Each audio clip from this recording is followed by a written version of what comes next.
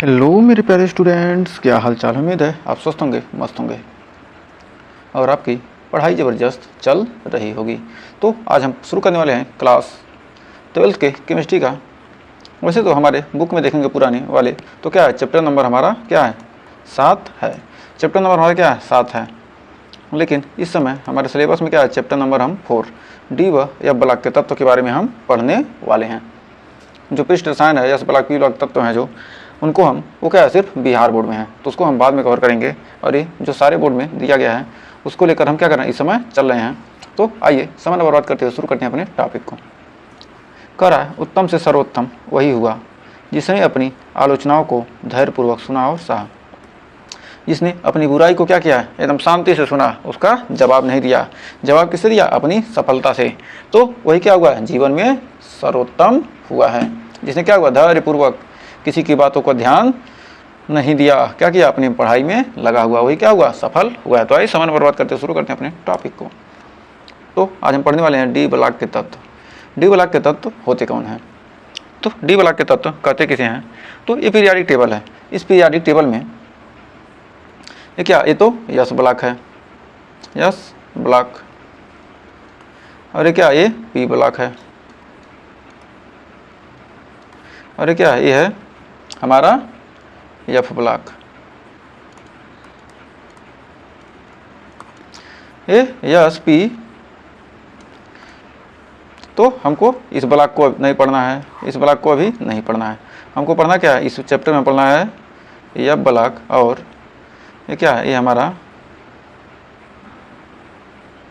D block. इसको कितने शैली में, 4 शैली में, 1 2 3 4।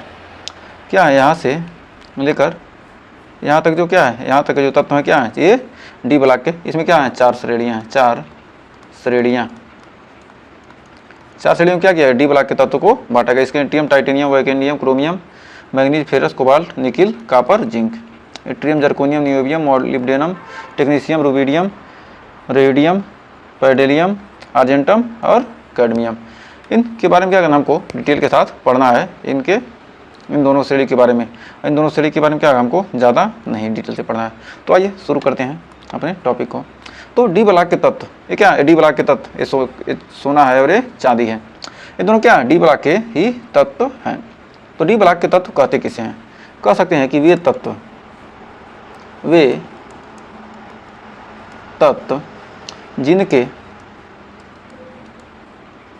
जिनके अंतिम इलेक्ट्रॉन क्या होते हैं, जिनके अंतिम इलेक्ट्रॉन क्या करते हैं, डी कक्षा में प्रवेश करते हैं। जिनके अंतिम इलेक्ट्रॉन डी कक्षक में प्रवेश करते हैं, डी कक्षा में क्या करते हैं, प्रवेश करते हैं, डी ब्लॉक के तत्व कहलाते हैं, करते हैं डी ब्लॉक के तत्व कहलाते हैं। उन्हें क्या कहते हैं, डी ब्लॉक के तत्व कहते हैं। तो एग्जाम्पल के लिए हम ले सकते हैं उदाहरण में हम ले सकते हैं स्कैंडियम। कौन कौन से तत्व ले सकते हैं, स्कैंडियम, टाइटेनियम, फेरस, कोबाल्ट, चांदी, सोना, ये सब क्या है, डी ब्लॉक के तत्व हैं।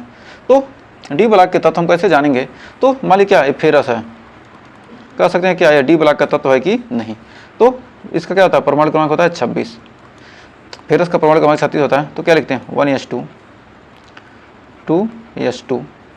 यदि आपने इलेक्ट्रॉन विन्यास नहीं लिखना जानते हैं तो हमने एक वीडियो बनाया है, आप प्लेलिस्ट में पुराना वीडियो उसको जाकर देख सकते हैं, आपको वहाँ इलेक्ट्रॉनिक विन्यास लिखना आ जाएगा। तो 1s2 2s2 2p6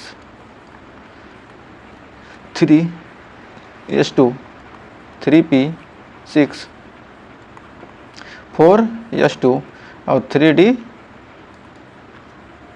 4s2 हो जाएगा। उसके बाद आ जाएगा 3d6। क्या रहे हैं, 2 4 6 4 10 12 6 18 2 20 6 26।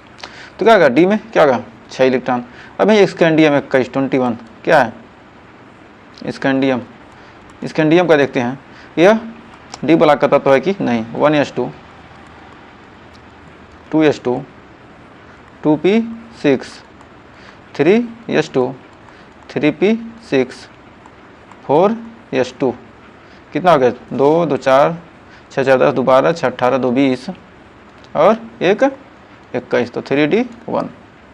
अब ये भी क्या होता है, इसमें डी कक्षक में क्या हो रहा है, इलेक्ट्रॉन पहुंच रहा है, तो ये भी क्या हो जाएगा हमारा क्या हो जाएगा डी ब्लॉक का तत्व हो जाएगा। अब यहीं कैल्शियम देखते हैं डी ब्लॉक में है कि नहीं, इसका परमाणु क्रमांक होता है 20, तो इसको लिख सकते हैं 1s2 2s2 2p6 3s2 3p6 4s2 तो 2 4 6 4 10 2 12 6 18 2 20। इसमें डी कक्षक में क्या करा, हमारा इलेक्ट्रॉन प्रवेश नहीं किया, तो डी कक्षक में प्रवेश नहीं किया तो क्या कहेंगे डी ब्लॉक का तत्व नहीं है। तो कह सकते हैं क्या है डी ब्लॉक का तत्व नहीं है। तो बढ़ते हैं आगे। तो डी ब्लॉक के तत्वों को कितनी श्रेणी में बांटा गया, 4 श्रेणी में बांटा गया। तो लिख सकते हैं कि डी ब्लॉक के तत्वों को डी ब्लॉक के तत्वों को 4 श्रेणियों में बांटा गया। तत्वों को 4 श्रेणियों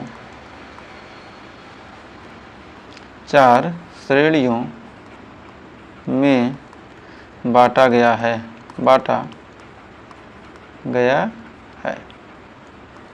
4 श्रेणी में बांटा गया। तो हमको 2 ही श्रेणी के बारे में क्या करना है, इसमें पढ़ना है। तो प्रथम संक्रमण श्रेणी, प्रथम इसे क्या कहते हैं संक्रमण श्रेणी कहते हैं। प्रथम संक्रमण श्रेणी,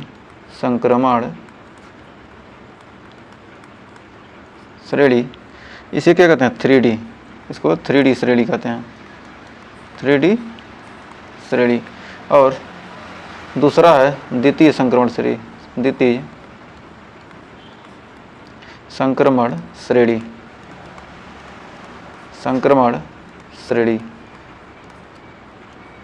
4D श्रेणी।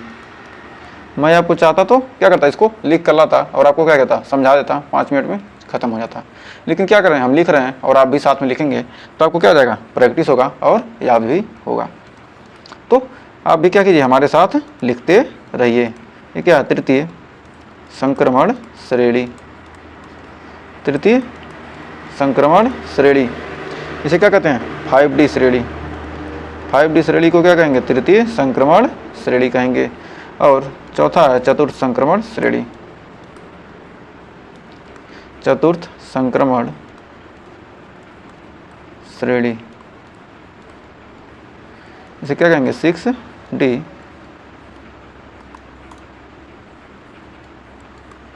श्रेणी। तो इसमें हमको क्या करना, पहला और दूसरा के बारे में पढ़ना है। हमको क्या करना है, इसको तीसरे के बारे में, तीसरा और चौथा हमको नहीं पढ़ना है। तो हमको इन्हीं 2 तीसरे और चौथे की श्रेणी के बारे में, प्रथम और द्वितीय श्रेणी के बारे में पढ़ना, 3D और 4D। तो 3D में क्या था, 21 स्कैंडियम से लेकर 30 जिंक तक क्या है 3D श्रेणी। और हमारा 4D श्रेणी है 39 39 इट्रियम से लेकर 48 कैडमियम तक, 48 कैडमियम तक। इन तत्वों को क्या कीजिए, आप 2 बार 3 बार क्या करेंगे, रट लेंगे तो आपको आसानी से याद हो जाएगा। तो अभी हम 1-2 बार आपको रटवा देते हैं। तो आइए, क्या है, ये है हमारा स्कैंडियम और दूसरा क्या है scandium, titanium, vanadium, chromium, manganese, ferrous, cobalt, nickel, copper, zinc. Scandium, titanium, vanadium, chromium, manganese, ferrous, cobalt, nickel, copper, zinc. Scandium, titanium, vanadium, chromium, manganese, ferrous, cobalt, nickel, copper, zinc. तो उम्मीद है आपको ये 3-4 बार और पढ़ेंगे तो क्या हो जाएगा, याद हो जाएगा। Yttrium, zirconium, niobium, molybdenum, technetium, rubidium, radium, palladium, argentum, cadmium. Yttrium, zirconium, niobium, molybdenum, technetium, rubidium, radium, PB, argentum, cadmium. हमें उम्मीद है आपको थोड़ा बहुत ज़रूर आइडिया लग गया होगा। तो आप क्या करेंगे, इसको प्रैक्टिस करेंगे तो आपको आसानी से क्या हो जाएगा, याद हो जाएगा। तो आइए बढ़ते हैं। तो ये डी ब्लॉक के क्या है, डी ब्लॉक के यहाँ से यहाँ तक क्या है, यहाँ से यहाँ तक के जो तत्व हैं ये क्या है, ये डी ब्लॉक के तत्व हैं। तो डी ब्लॉक के तत्व के बारे में ही हम इस, और एफ ब्लॉक के तत्व के बारे में, ये क्या है, एफ ब्लॉक के तत्व हैं यहाँ से यहाँ तक, यहाँ से यहाँ तक। तो अभी हम डी ब्लॉक पढ़ रहे हैं, उसके बाद एफ ब्लॉक पढ़ेंगे। तो पहले डी ब्लॉक के बारे में आइए बढ़ते हैं आगे। तो संक्रमण धातु किसे कहेंगे? तो संक्रमण धातु किन तत्वों को कहते हैं? तो कह सकते हैं कि वे तत्व जिनके अंतिम इलेक्ट्रॉन, जो संक्रमण धातु किन्हें कहेंगे? संक्रमण धातु उन्हें कहते हैं वे डी ब्लॉक के तत्व जिनके अंतिम इलेक्ट्रॉन डी कक्षक में क्या हो, अयुग्मित इलेक्ट्रॉन पाए जाते हों। तो कह सकते हैं कि वे डी ब्लॉक के तत्व, डी ब्लॉक के तत्व, डी ब्लॉक के तत्व जिनके अंतिम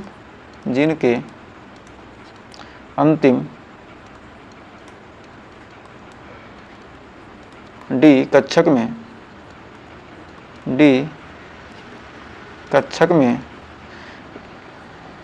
अयुग्मित इलेक्ट्रॉन पाए जाते हैं, अयुग्मित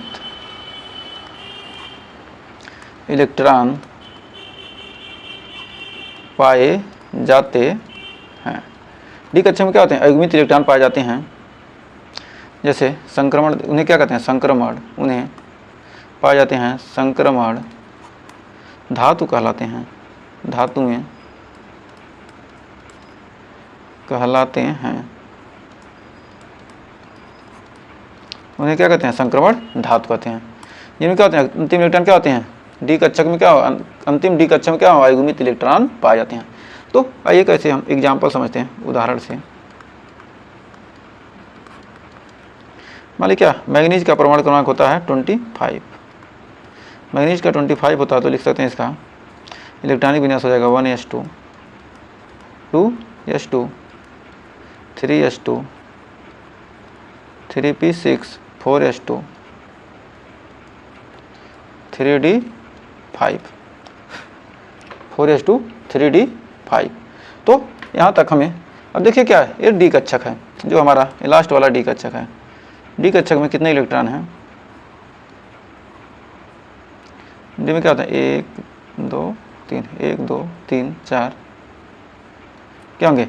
अब इसमें जो इलेक्ट्रॉन हमारे भरेंगे क्या होंगे? पहले तो ये सिंगल भरते हैं, तो कितने हो गए? 5 इलेक्ट्रॉन हो गए।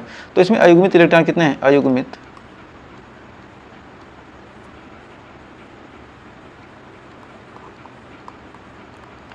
इलेक्ट्रॉन कितने हैं? इसमें अयुग्मित इलेक्ट्रॉन कितने हैं? 5 हैं।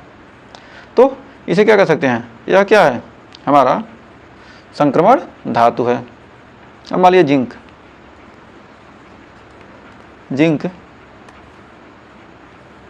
जो हमारा जिंक है, जिंक का परमाणु क्रमांक क्या है? 30 है। इसमें 1s2, 2s2, 2p6, 3s2, 3p6, 4s2 और 3d10, 10 2 12 6 18 2 20 6 26 2 28 2 30। तो मतलब क्या होगा, इसका जो लास्ट डी कक्षक है वो पूर्ण उस पर क्या हो गया है, भर गया है। तो यहाँ पर देखिए इसका डी कक्षक क्या हो,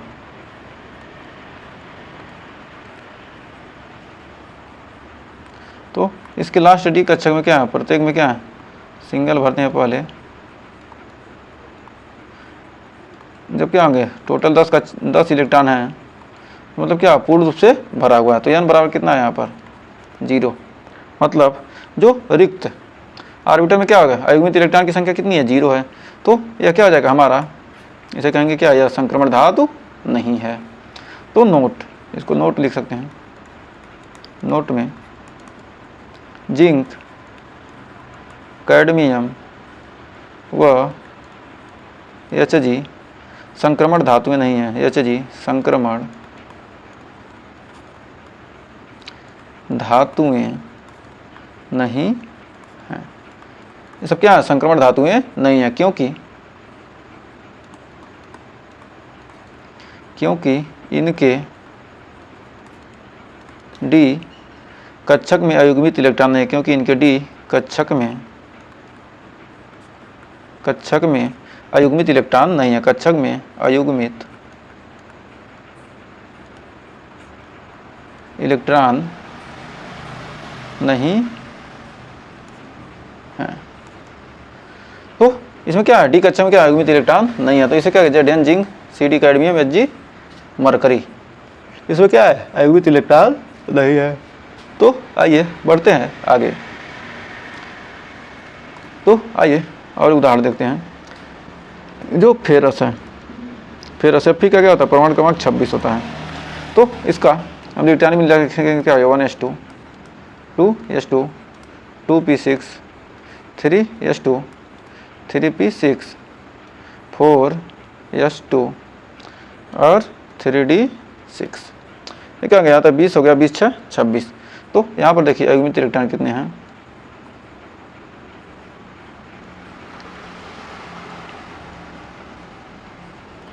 तो इसमें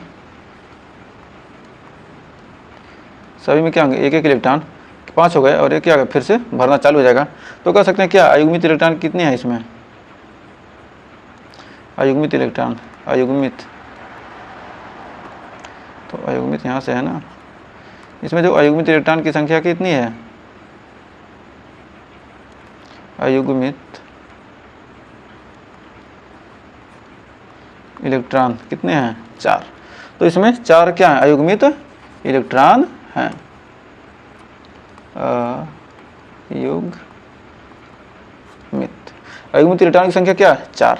तो हम ट्रिक जानते हैं, TRICK, यदि क्या हो, 26 हो, तो ट्रिक एक है कि क्या कहते हैं, Fe, मान लीजिए Fe क्या कितना है, 26 है, इसमें हमको इलेक्ट्रॉन निकालना है। तो इसमें से इलेक्ट्रॉन निकालने के लिए क्या करेंगे, यहाँ से हमको क्या है, 4s2, 3d6। तो हमको इसमें से इलेक्ट्रॉन निकालना है, तो सबसे पहले यदि इलेक्ट्रॉन निकालना है तो यदि इलेक्ट्रॉन निकालना है तो यदि क्या करते हैं, Fe में से हमको क्या करना है, इलेक्ट्रॉन को निकालना है। तो यदि इलेक्ट्रॉन निकालते हैं तो कैसे निकालेंगे, सबसे पहले 4s से निकाले जाएंगे। सबसे पहले किससे निकालेंगे, सबसे पहले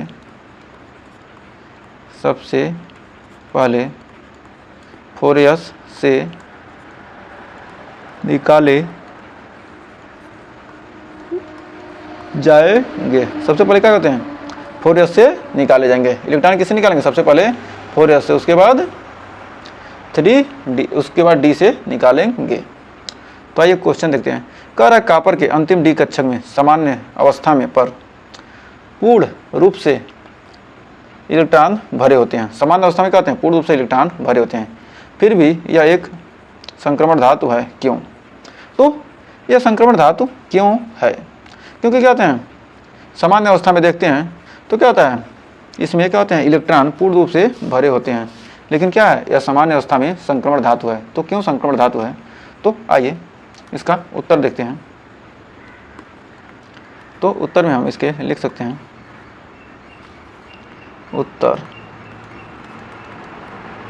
कॉपर 29 Cu, कॉपर का परमाणु क्रमांक कितना है, 29 है। तो इसका इलेक्ट्रॉनिक विन्यास होता है 1s2,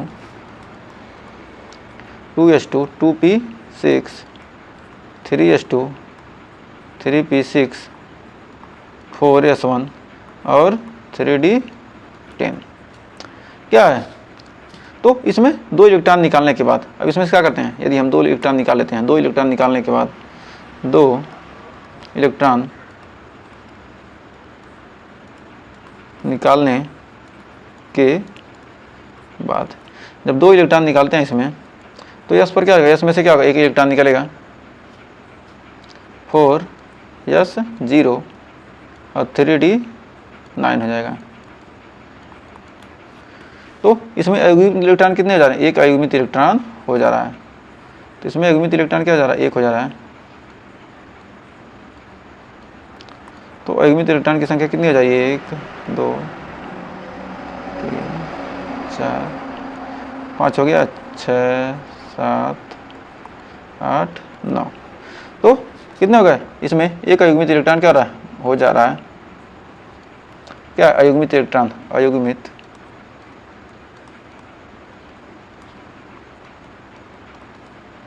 इलेक्ट्रॉन 1 है। तो इसमें अयुग्मित इलेक्ट्रॉन की संख्या कितनी है, 1 है।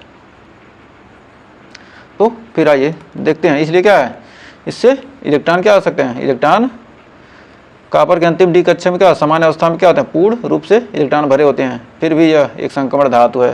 क्योंकि करते हैं इससे हम इलेक्ट्रॉन निकालते हैं, क्या होता है, इसमें अयुग्मित इलेक्ट्रॉन की संख्या उपस्थित हो जाती है, इसलिए क्या है, यह संक्रमण धातु है। तो इस प्रकार कह सकते हैं। लेकिन यदि क्या करते हैं, यदि ये जिंक से निकालते हैं, जिंक में क्या है 30 है, इसके लिए क्या करेंगे 1s2 2s2 2p6 3s2 3p6 4s2 और 3d10। ये क्या पूर्ण रूप से भरा है। जब ये क्या करते हैं, इलेक्ट्रॉन निकालते हैं, यहाँ पर 2 इलेक्ट्रॉन इसमें से क्या करेंगे, 2 इलेक्ट्रॉन निकालने पर, 2 इलेक्ट्रॉन निकालने पर इसमें क्या करेंगे, निकालने पर, तो जब 2 इलेक्ट्रॉन निकालते हैं तो क्या होता है, यहाँ पर हो जाएगा 4s0, यहाँ आ जाएगा 4s0 और 3d10। तो इसमें क्या जा रहे हैं, अयुग्मित इलेक्ट्रॉन उपस्थित ही नहीं हो रहे हैं। तो अतः क्या कह सकते हैं कि क्या यह संक्रमण धातु नहीं है।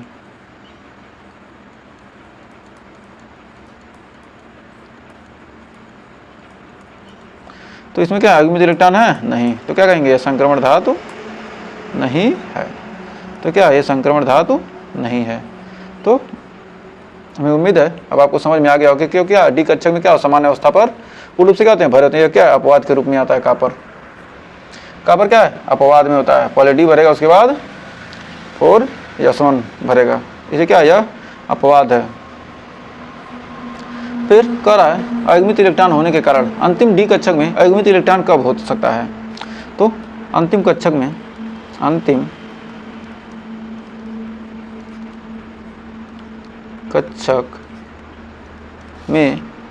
अयुग्मित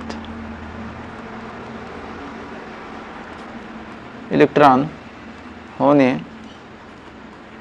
के कारण, अयुग्मित इलेक्ट्रॉन होने का क्या कारण हो सकता है, तो आइए जानते हैं।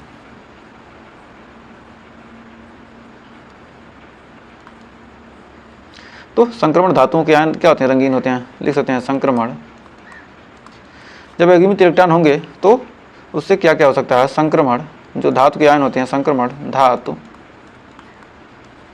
के आयन, संक्रमण धातु के आयन रंगीन होते हैं, आयन रंगीन होते हैं। जो संक्रमण धातु हैं उनके आयन क्या होते हैं, रंगीन होते हैं। और इनके आयन क्या होते हैं, इनके आयन अनुचुंबकीय होते हैं। इनके आयन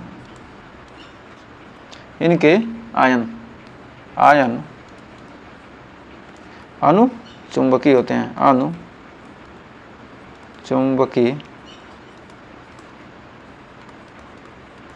होते हैं। यदि क्या होंगे, यदि अयुग्मित इलेक्ट्रॉन होंगे तो क्या होंगे, वो अनुचुंबकीय होंगे।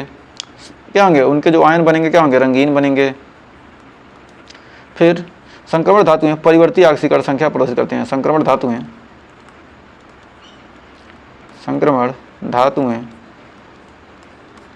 परिवर्ती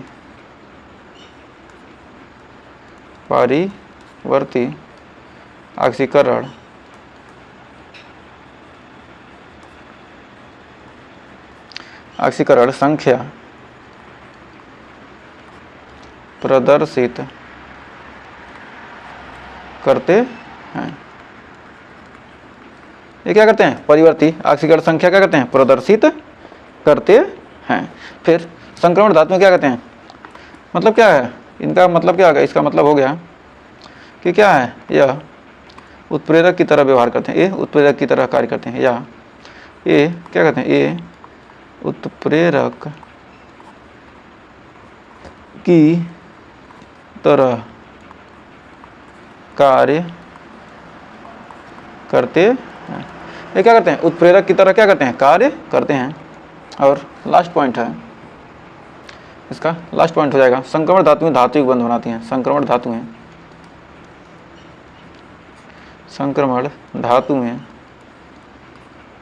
धात्विक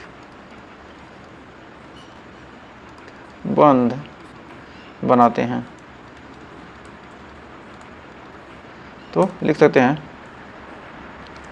इनका क्या होता है, गलनांक अधिक, गलनांक। धातु बंध बनाते हैं इसलिए क्या होता है, गलनांक अधिक होता है। और ये धातुएं क्या होती हैं, कठोर, कठोर धातुएं। ये धातुएं क्या है, कठोर धातु हैं। और कड़न एंथैल्पी ज़्यादा क्या होती है, कड़न एंथैल्पी इनकी ज़्यादा होती है, कड़न एंथैल्पी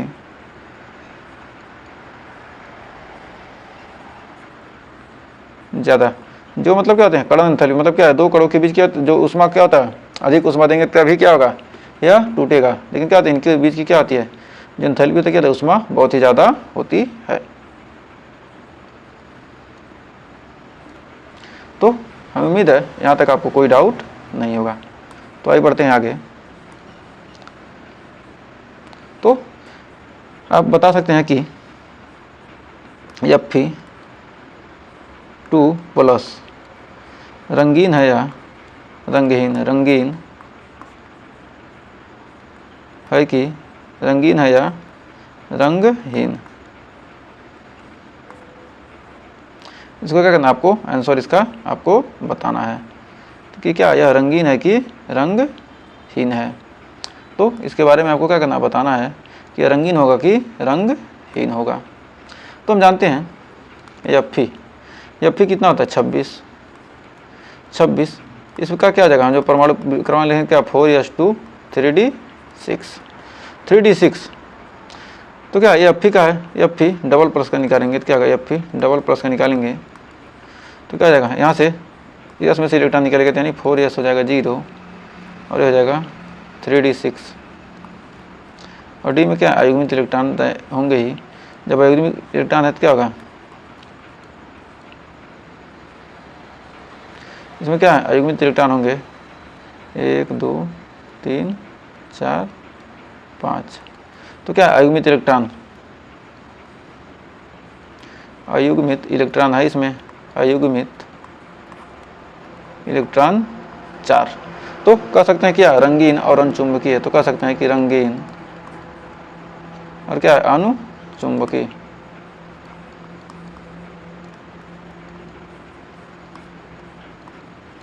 या क्या रंगीन अनुचुंबकीय, तो क्या कहेंगे रंगीन। जब अयुग्मित इलेक्ट्रॉन होंगे तो क्या होंगे, रंगीन होंगे। तो हमारा ऑप्शन नंबर क्या हो जाएगा, रंगहीन वाला। रंगीन और रंगहीन नहीं होगा। इसी प्रकार क्या कर सकते हैं, Sc3+, रंगीन या रंगहीन, रंगीन या रंगहीन, रंगीन होगा कि रंगहीन होगा। तो Sc स्कैंडियम का परमाणु क्रमांक कितना है, 21 है। तो इसमें क्या होंगे, लास्ट का में क्या होगा 4s2 और 3d1। तो 4s2 और 3d1, तो इसमें क्या करा Sc3+, तो हो जाएगा Sc3+। इसमें क्या होंगे, इसमें 2 इलेक्ट्रॉन क्या हो रहा है, निकल जा रहा है। इसमें से क्या होंगे 3 इलेक्ट्रॉन निकलेंगे, क्या होगा यहाँ 4s क्या हो जाएगा, यहाँ से आ जाएगा 4s का पावर 0 और 3d का पावर 0। तो इसमें क्या होंगे, डी ब्लॉक में क्या होगा, एक ही तत्व ही नहीं होगा, एक भी इलेक्ट्रॉन नहीं होंगे। तो क्या है, हो जाएगा रंगहीन, यानी क्या ये प्रतिचुंबकीय, रंगहीन प्रतिचुंबकीय, रंगहीन और प्रतिचुंबकीय होगा। तो क्या होगा, ये रंगहीन होगा न कि रंगीन। तो क्योंकि क्या अयुग्मित इलेक्ट्रॉन, जब इलेक्ट्रॉन ही नहीं है अयुग्मित तो क्या होगा, यह रंगहीन होगा। फिर आइए बढ़ते हैं आगे। तो आपको बताना है निम्न आयनों में, निम्न आयनों में रंगीन आयन, रंगीन आयन का चुनाव करें, आयन का चुनाव करें। कौन सा रंगीन है और कौन सा रंगहीन है। तो पहला है Ti का पावर 3+। फिर है हमारा दूसरा क्वेश्चन, पहला हो गया, दूसरा Mn++। फिर तीसरा है Zn++। फिर चौथा है v का पावर 3 प्लस v का पावर 3 प्लस, तो यहाँ पर क्या आ जाएगा 4s का पावर 0 3d 1, इसमें आ जाएगा 4s का power dot dot dot dot dot dot, तो एक यहाँ लिखते हैं। इसमें क्या होगा टाइटेनियम, टाइटेनियम का हम निकालेंगे तो क्या होगा 4s का पावर 0 और 3d 1, तो इसमें क्या होंगे d में क्या एक ही इलेक्ट्रॉन होगा, तो इसमें क्या होगा एक ही इलेक्ट्रॉन होगा, तो क्या कहेंगे इसे कहेंगे रंगीन है, यह अयुग्मित इलेक्ट्रॉन इसमें मौजूद है, ये क्या है रंगीन है। अब Mn डबल प्लस का, Mn डबल प्लस क्या है 4s का पावर 0 और 3d 5, इस प्रकार का इसका आएगा 1 2 3 4 5, तो इसमें कितने 1 2 3 4 5, तो ये क्या है ये भी रंगीन होगा, इसका भी आयन।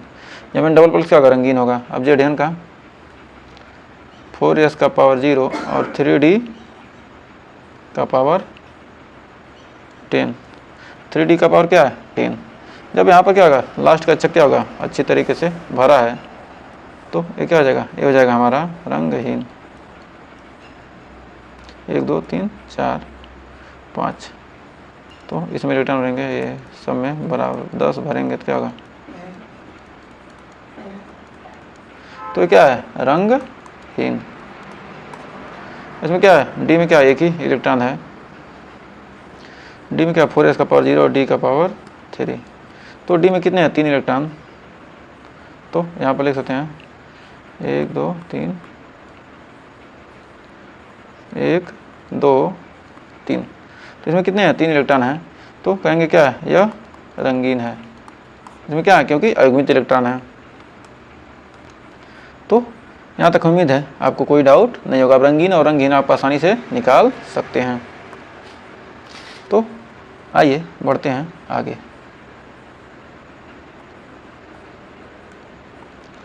एक सेकंड, यहाँ तक हो गया। तो आइए कुछ आपको होमवर्क दे देते हैं, आप इसको पता कीजिए कि क्या होंगे रंगहीन होगा कि नहीं।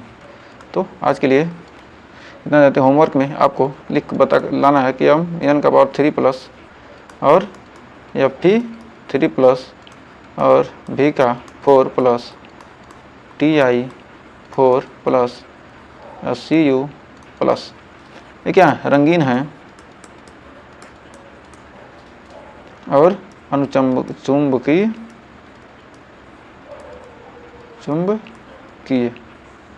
इनमें से कौन कौन से हैं। तो क्या करना है आपको पता करना है कि कौन कौन से क्या आयन रंगीन है और कौन कौन से अनुचुंबकीय हैं। तो आज के लिए इतना, सहने के लिए इतना समय तक आपका बहुत बहुत धन्यवाद। तो अगर यहाँ तक सेशन पसंद आया तो वीडियो को लाइक शेयर कीजिएगा और चैनल पर पहली वीडियो किया है चैनल को सब्सक्राइब जरूर कीजिएगा। मिलेंगे नेक्स्ट वीडियो में इसके शानदार ट्रिक के साथ, एकदम बहुत ही शानदार ट्रिक से हम आपको इस चैप्टर को कंप्लीट करने वाले हैं। तो सेशन पसंद आया तो वीडियो को लाइक शेयर कीजिए। मिलेंगे नेक्स्ट वीडियो, तब तक के लिए टेक केयर।